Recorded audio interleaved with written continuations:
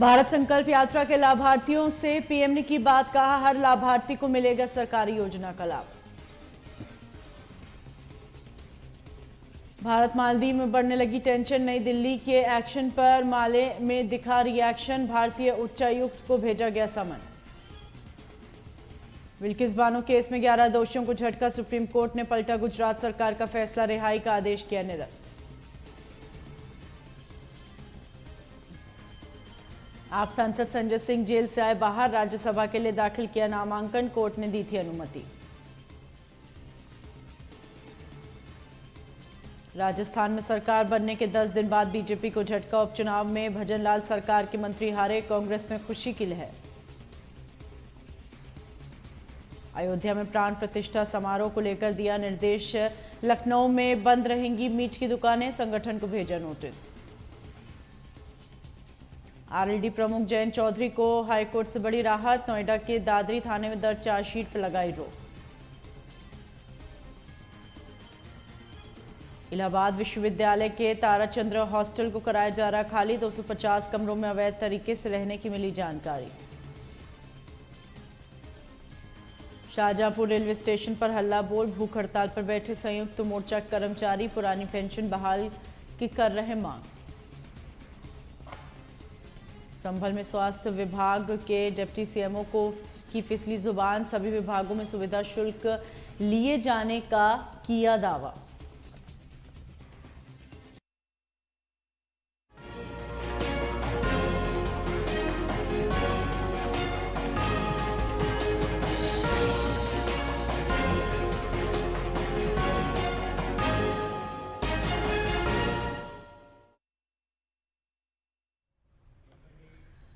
नमस्कार, स्वागत है आपका। आप देख रहे हैं न्यूज लाइव, मैं हूं आपके साथ। आम आदमी पार्टी के तीनों उम्मीदवार संजय सिंह, स्वाति मालीवाल, एनडी गुप्ता ने आज राज्यसभा चुनाव के लिए अपना नामांकन दाखिल किया और इस दौरान आप नेता संजय सिंह कड़ी सुरक्षा व्यवस्था के बीच जेल से पुलिस वैन में नामांकन भरने पहुंचे। मौके पर बड़ी संख्या में उनके समर्थक मौजूद थे और वो उनके समर्थन में नारेबाजी कर रहे थे। बता दें, दिल्ली से आम आदमी पार्टी के 3 राज्यसभा सांसद संजय सिंह, सुशील कुमार गुप्ता, नारायण दास का 6 साल का कार्यकाल 27 जनवरी को समाप्त हो रहा है और इन सीटों के लिए चुनाव 19 जनवरी को होना है। विधानसभा में आम आदमी पार्टी के पास भारी बहुमत है, जहां उसके पास 70 में से 62 विधायक हैं। इसलिए माना जा रहा है तीनों उम्मीदवारों का बिना किसी चुनौती के चुना जाना तय है।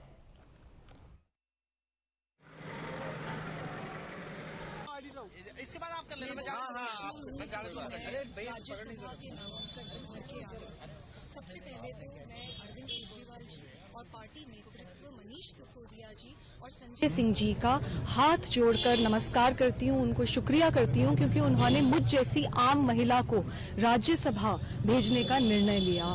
2006 में ये आंदोलन हमने अरविंद केजरीवाल जी के साथ शुरू किया था, झुग्गियों में सुंदर नगरी की, दिल्ली की, और आज ये आंदोलन संसद में जाकर बोलेगा। तो इस बात की मुझे बहुत खुशी है और बहुत गर्व है कि पिछले 8 सालों में मैंने दिल्ली महिला आयोग में शिद्दत से काम किया है, बहुत मेहनत करी है, दिन रात तपस्या करी है, कई बार अनशन करके देश में कानून बदलवाए हैं, 1,70,000 केसेस की सुनवाई करवाई है। तो जो आवाज महिलाओं के लिए सड़क से गूंजती थी, अब वही आवाज संसद से गूंजेगी, महिलाओं के लिए भी और देश के सभी शोषित, वंचित और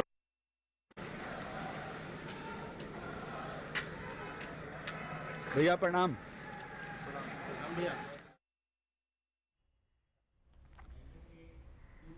बहुजन समाज पार्टी की मुखिया मायावती ने समाजवादी पार्टी से अपनी जान को खतरा बताया। इसको लेकर डिप्टी सीएम केशव प्रसाद मौर्य ने कहा, राज्य की बीजेपी सरकार मायावती की सुरक्षा को लेकर संकल्पित है। सुरक्षा खतरे से जुड़ी फ्लाईओवर बनाने की जो शिकायत है वो समाजवादी पार्टी सरकार के समय बनाया गया है और समाजवादी पार्टी ने दलित, पिछड़ा, गरीब, महिलाओं, किसानों के विरोध में सदैव आचरण किया है। के खतरे का जो यहाँ बहन मायावती जी उत्तर प्रदेश की पूर्व मुख्यमंत्री हैं, बहुजन समाजवादी पार्टी की राष्ट्रीय अध्यक्ष हैं और भारतीय जनता पार्टी की प्रदेश में सरकार है, तो बहन जी सहित प्रदेश के हर नागरिक की सुरक्षा के प्रति सरकार कृत संकल्प है और उनकी सुरक्षा के खतरे का जो फ्लाईओवर बनाने की शिकायत एक विशेष तौर से उनकी है, वह समाजवादी पार्टी की सरकार के समय बनाई गई। और समाजवादी पार्टी वैसे भी चाहे दलित हो, चाहे पिछड़ा हो, और चाहे गरीब हो, चाहे किसान हो, चाहे महिलाएं हों, उनके विरोध में सदैव आचरण किया है। और बहन मायावती को तो स्टेट गेस्ट हाउस कांड के समय उनको जीवित भी नहीं छोड़ने की स्थिति थी। भारतीय जनता पार्टी ने उनको बचाने के लिए पूरा, हमारे उस समय के नेता ब्रह्मदत्त द्विवेदी जी की अगुवाई में पूरी ताकत से लोग लड़े और उसका परिणाम ये हुआ कि वो सुरक्षित बची। और आज मैं जब ये बात, उनका ट्वीट मैंने भी देखा है, आप सबके सवाल के क्रम में बता रहा हूं। जब 2019 में इन्होंने सपा से समझौता किया, कांग्रेस से समझौता किया, राष्ट्रीय लोकदल से समझौता किया, उस समय भी हमने कहा था समाजवादी पार्टी गुंडों, अपराधियों, माफियाओं की पार्टी है, इस पार्टी से बच के रहें, इससे राज्य का भी भला है, राष्ट्र का भी भला है। वैसे भी सपा समाप्तवादी बनने वाली है। 2024 में 80 की 80 लोकसभा सीटें उत्तर प्रदेश की भारतीय जनता पार्टी गठबंधन जीतेगा।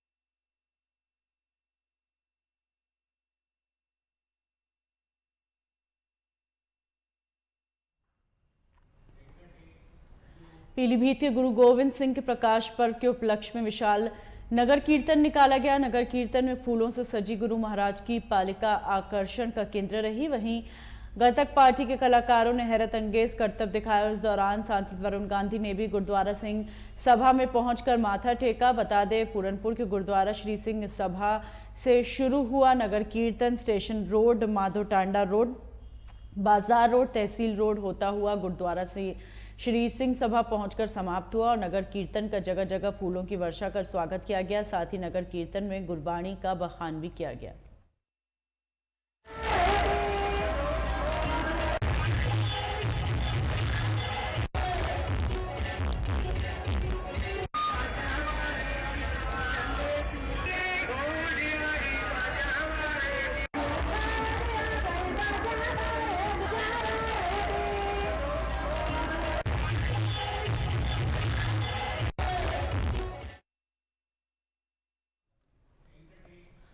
हापुड़ गुरुद्वारे में 4 साहिबजादे और माता गुजरी जी की शहादत को समर्पित करते हुए सालाना कार्यक्रम का आयोजन किया गया, जिसमें प्रदेश सरकार के कृषि राज्य मंत्री बलदेव सिंह औलख समेत कई लोगों ने भाग लिया। वहीं कृषि राज्य मंत्री बलदेव सिंह औलख ने कार्यक्रम की सराहना करते हुए कहा, गुरु गोविंद सिंह जी के छोटे साहिब की शहादत को जब भी याद किया जाता है तो सिख संगत के मुख से निकिया जिंदा वड्डा साका लफ्ज ही बयां होते हैं। उन्होंने सभी संगत का आभार व्यक्त किया। वहीं राम मंदिर पर कहा, प्रधानमंत्री के नेतृत्व में सपना साकार हो रहा है। 22 जनवरी को भगवान राम के दर्शन करने का सबको मौका मिल रहा है और हर आदमी और हर व्यक्ति उत्साहित है कि भगवान राम के अयोध्या जाकर दर्शन करे।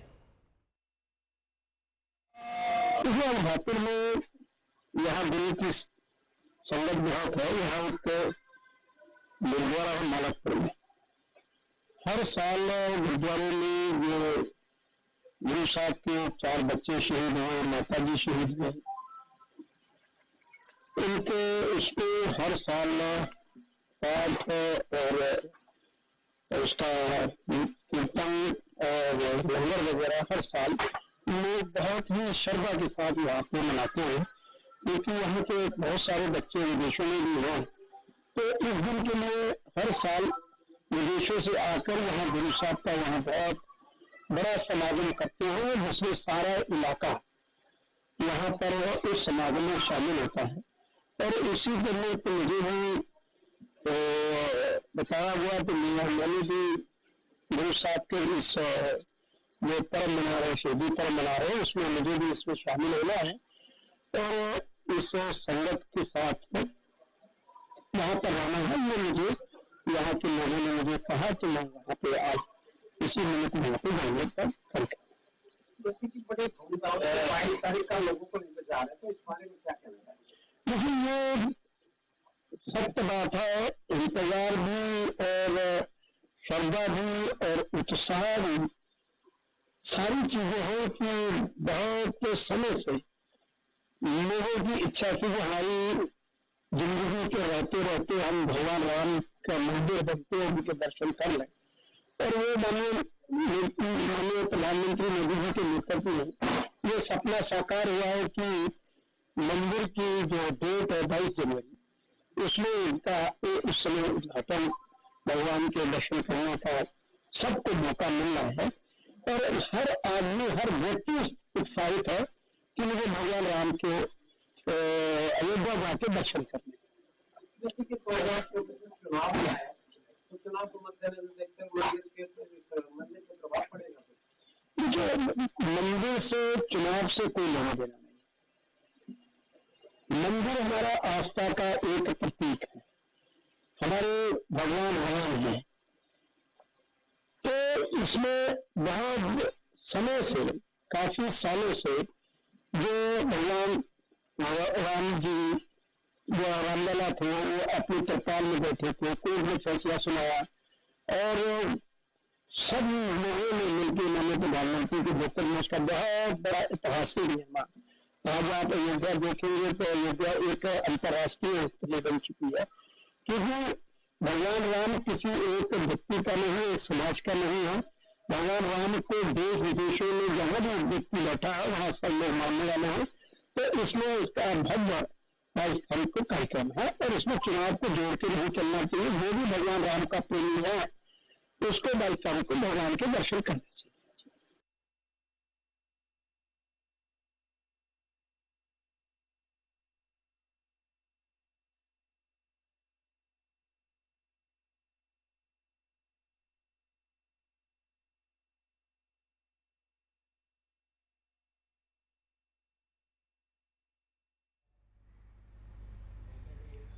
अयोध्या में 22 जनवरी के दिन भव्य राम मंदिर का उद्घाटन होना है। रामलला की प्राण प्रतिष्ठा की तैयारी जोरों शोरों पर है। बताया जा रहा है 22 जनवरी 2024 को प्राण प्रतिष्ठा के बाद 48 दिनों तक मंडल पूजा की जाएगी।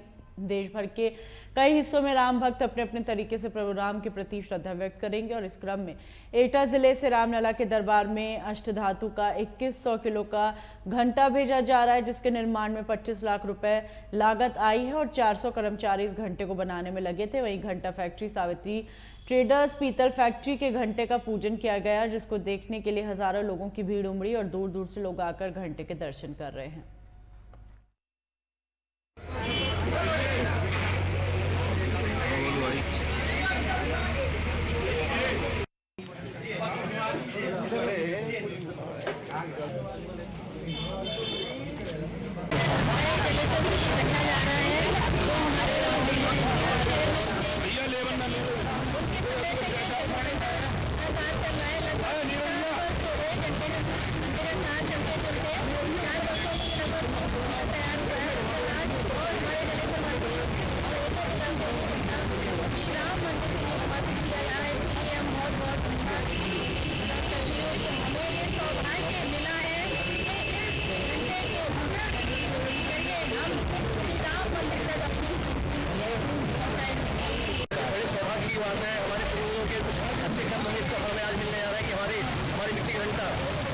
पूरे दाम में लटकने आ रहा है और ये पूरे जनपद के लिए बड़ा सौभाग्य और हर्ष का विषय है।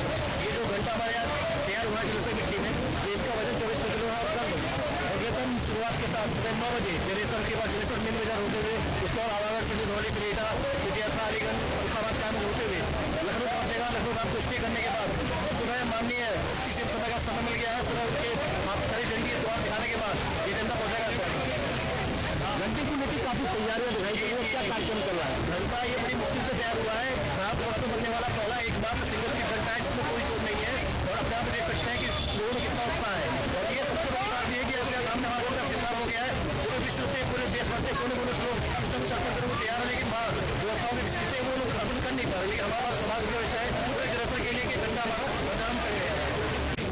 हम तो सौभाग्यशाली है पूरे क्षेत्र की जैसे एकता के बुद्ध मंदिर में हमारी मिट्टी से ऐसे धातु जो घंटा बन गया बन के वो तैयार होके और जो जाके लिए प्रस्थान हो रहा है तो बहुत सा नहीं और पूरा जनपद एटा पूरा क्षेत्र एक खुशी के मारे इतना उत्साह है केवल देश की मिट्टी से बना हुआ घंटा हमारे खरीदना लगेगा तो केवल सौभाग्यशाली घंटा बनकर तैयार हो चुका है और ये हमारे लिए जलेसर नहीं जिले के लिए बल्कि ब्रज क्षेत्र के लिए गौरव की बात है कि हमारे जलेसर जैसे छोटे कस्बे से हमारी मिट्टी की खासियत जिस मिट्टी की खुशबू की वजह से ये घंटा जाना जाता है पूरे इंडिया में क्या पूरे दुनिया में धमाक है इस मिट्टी की जिसके कारण इस घंटे की खूब सबकी सुनाई देती है।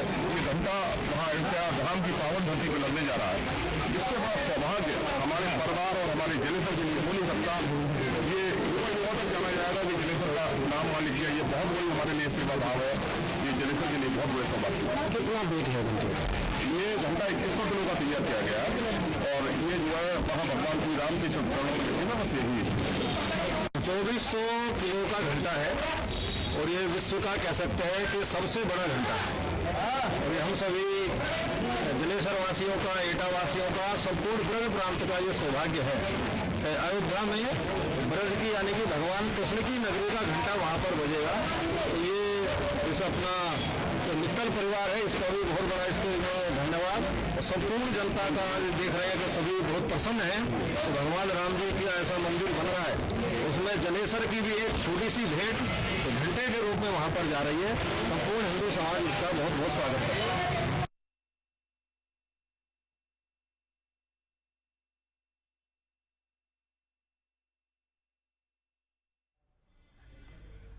महोबा में 1 फरवरी 7 फरवरी तक 39वें अखिल भारतीय बुंदेलखंड हॉकी टूर्नामेंट का आयोजन किया गया। इसके लिए आयोजन समिति एवं नगर के गणमान्य लोगों की मौजूदगी में बैठक संपन्न हुई जिसमें टूर्नामेंट में प्रतिभाग करने वाली टीमें टूर्नामेंट पर खर्च धनराशि सहित कई प्रमुख बिंदुओं पर विचार हुआ और चिरखारी विधायक के संरक्षण में आयोजित होने वाले टूर्नामेंट को सफल आयोजन के लिए सभी से एकजुट होकर तैयारियों करने का आह्वान किया गया। सरकारी में अखिल भारतीय बुंदेलखंड हॉकी टूर्नामेंट जो हमारी विरासत है ये तकरीबन 80 साल से चल रहा है। आज उसी के बारे में हम लोग चर्चा कर रहे थे कि आने वाले अगले 1 फरवरी से इसको दोबारा स्टार्ट करेंगे। किस तरीके का टूर्नामेंट की योजना बनाई गई है, कैसा टूर्नामेंट कराने जा रहे हैं आप लोग?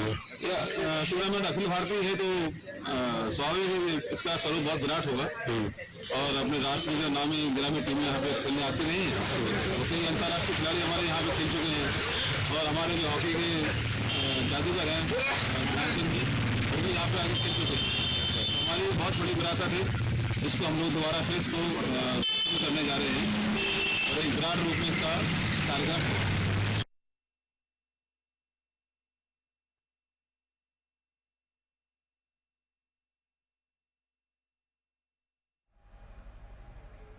सीतापुर में ऑल इंडिया पायम इंसानियत फोरम की तरफ से विवेकानंद इंटर कॉलेज मानपुर में एक मेडिकल कैंप नशा मुक्ति और जागरूकता अभियान का आयोजन किया गया। साथ ही सर्दी के मौसम को देखते हुए 250 जरूरतमंदों को कंबल वितरण किया गया। इस कार्यक्रम में मुख्य अतिथि गोपाल शास्त्री, प्रधान पुजारी ललिता देवी, मंदिर नैमिषारण्य रहे। इस दौरान इलाके के प्रधानों सहित पत्रकारों को सम्मानित किया गया। वहीं संस्था के द्वारा किए गए कार्यक्रम को लेकर क्षेत्र के लोगों ने काफी सराहनीय कदम बताया। कि हम शिक्षा में तो बहुत आगे चले गए हैं, पैसे में बहुत आगे आ गए हैं, लेकिन मानवता कहीं गायब हो गई है। इस वजह से इस फोरम का एक ही काम है कि ऊपर वाले ने हमको इंसान बनाया है, मानव बनाया है, तो हमारे अंदर इंसानियत होनी चाहिए। मानव बनाया है तो हमारे अंदर मानवता आनी चाहिए। बस ये पैगाम देने के लिए प्रोग्राम ऑर्गेनाइज मैसेज ही देना था, सेवा का मैसेज। जिस तरीके से ये सोसाइटी यहाँ पर सेवा कर रही है, हर आदमी अपनी अपनी सतह पर सेवा करता रहे और पुरानी जो हमारी लोकमत है उसको दोबारा हम जिंदा कर सकें। क्योंकि एक काम है मानवता का जो संदेश है, पैगाम इंसानियत फोरम, उसके बहुत से काम 20 काम उसके होते हैं। ब्लड डोनेशन कैंप होता है, मेडिकल कैंप होता है, हॉस्पिटल में वहाँ के लोग जाते हैं, गरीबों की सेवा करते हैं। और ये 2-3 काम यहाँ पर आज हो गए ताकि इसके जरिए से मैसेज चला जाए और लोग इस हवाले से जरा सा आगे आ जाए। जब सारे हिंदुस्तान के लोग, सारे इलाके के लोग इस मैसेज को ले लेंगे तो इलाके से गुर्बत भी खत्म हो जाएगी, नफरत भी खत्म हो जाएगी।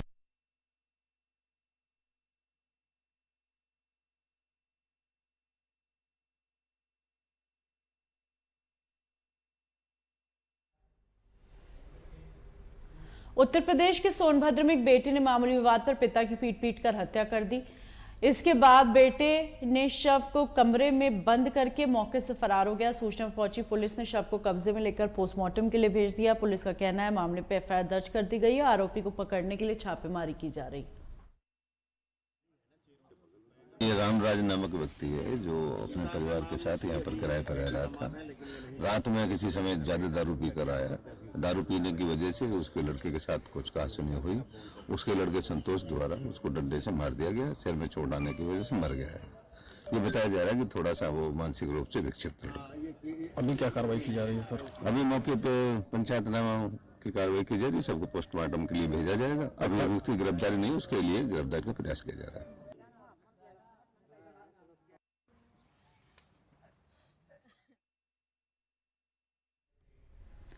हापुड़ में महिला की हत्या मामले का पुलिस ने खुलासा कर दिया। 25 दिसंबर को महिला की लाश मिली थी। उसके सिर में गोलियों के निशान पाए गए थे। पुलिस ने हत्या में शामिल 25,000 के नामी सहित 2 आरोपियों को गिरफ्तार किया। पूछताछ में आरोपियों ने बताया प्रेम प्रसंग के दौरान महिला द्वारा ब्लैकमेल करने पर अपने दोस्त के साथ मिलकर महिला की हत्या कर दी थी। वहीं पुलिस ने आरोपियों के कब्जे से 20,000 रुपए नगद, अवैध हथियार और एक कार बरामद की। वहीं पुलिस इस ब्लाइंड मर्डर मिस्ट्री का खुलासा करने वाली टीम को 10,000 रुपए का इनाम दे रही है। दिनांक 25 दिसंबर को थाना सिंबावली क्षेत्र में कुरलिया ग्राम में एक अज्ञात महिला का शव मिला था। इसमें इन्वेस्टिगेशन जब की गई तो इस शव की जो पहचान है वो गीता देवी नामक महिला से हुई। एज जिसकी लगभग 49 साल और गाजियाबाद की महिला रहने वाली थी। जब इसमें और इन्वेस्टिगेशन फर्दर की गई तो उसमें 2 लोग का नाम सामने आया जिसको आज पुलिस ने गिरफ्तार किया, जिनके नाम विजेंद्र उर्फ बिरजू है और शकील पुत्र शब्बीर है। ये दोनों भी जनपद गाजियाबाद के रहने वाले हैं। विजेंद्र और बिरजू जो है वो पिछले लगभग 1.5 साल पहले ही जेल से छूट करके आए हैं और उनके ऊपर कई सारी गंभीर धाराओं में पहले से ही अभियोग पंजीकृत है, जिसमें मर्डर में भी ये पहले जेल जा चुके हैं, डकैती में जेल जा चुके हैं और ये भी गाजियाबाद के ही रहने वाले हैं। शकील जो है वो इनका केस बार है, एक साथ जेल में बंद हुए थे। ये मुकदमा प्रासन के 142/17 है जिसमें लोग साथ में जेल में बंद हुए थे दिल्ली में। इन्होंने पूरी घटना के बारे में जब इनसे पूछताछ की गई तो उन्होंने बताया कि जो महिला है उसके पति लगभग 8-9 महीने पहले खत्म हो गए थे और इस महिला के साथ इसके अवैध संबंध डेवलप हो गए थे। ये जो महिला गीता देवी है इसके साथ इस महिला ने इनके साथ आपत्तिजनक हालत में कुछ वीडियो फुटेजेस अपने पास सिक्योर करके रखे हुए थे और इस बिरजू जो है इसमें विजेंद्र बिरजू, उनके घर में उनकी बेटी की जब शादी थी अभी हाल फिलहाल नवंबर में, तो ये महिला इनसे एक्सटॉर्शन करके लगातार इनसे पैसे की डिमांड करती थी 3 और अब तक एक्सटॉर्शन करके बिरजू से इन्होंने लगभग इस महिला ने 4 लाख रुपए इससे ले लिए थे। क्योंकि इस पूरे प्रोसेस से ये तंग आ गए और इन्होंने सोचा कि अब और ये पैसे नहीं ले पाएंगे इस महिला को, तो उन्होंने ये पूरी घटना की पटकथा रची और इसमें इन्होंने साथ लिया शकील को, जिसमें इन्होंने शकील को 50,000 रुपए की सुपारी दी इस महिला को उसका मर्डर करने के लिए। 24 दिसंबर को उन लोगों ने महिला को साथ में एक साथ गाड़ी में बैठाया जनपद गाजियाबाद में और घुमाने के बहाने से लेकर के निकले हैं। वो गाड़ी जिसमें इस महिला को ले जाया गया था उस गाड़ी को भी कब्जे में ले लिया गया है। ये जो महिला है इस गाड़ी में गाजियाबाद से बैठती है और इसके बाद ये लोग उसको शराब पिलाते हैं। शराब पिलाने के उपरांत जब ये जनपद हापुड़ में आ जाती है इधर अंदर की तरफ तो महिला टॉयलेट करने से बहाने टॉयलेट करने के लिए गाड़ी को रुकवाती है। तभी विजेंद्र बिरजू और शकील दोनों ने ही इस महिला की तवज्जो से गोली मार करके इसकी हत्या करी है और इस शव को वहां पे छोड़ करके ये लोग चले आए हैं। और इसके एवज में जो 30,000 रुपए थे वो शकील को इन्होंने बिरजू में पेमेंट कर दिए थे।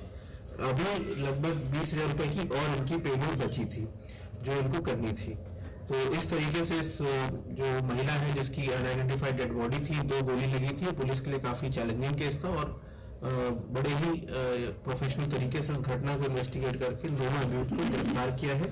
खास बात यह है कि विजेंद्र बिरजू का नाम क्योंकि पुलिस इन्वेस्टिगेशन में सामने आया तो कई बार गिरफ्तारी के प्रयास किए गए थे। इनके ऊपर 25,000 रुपए का इनाम भी घोषित किया गया था और जिसको पुलिस ने आज गिरफ्तार किया है। सर ब्लाइंड मैनर था पुलिस ने नाम के लिए अवार्ड? जी बिल्कुल, ये ब्लाइंड मैनर था और हमारी थाना की टीम को पूरी टीम को जिन्होंने केस इन्वेस्टिगेट किया 10,000 रुपए का इनाम दिया।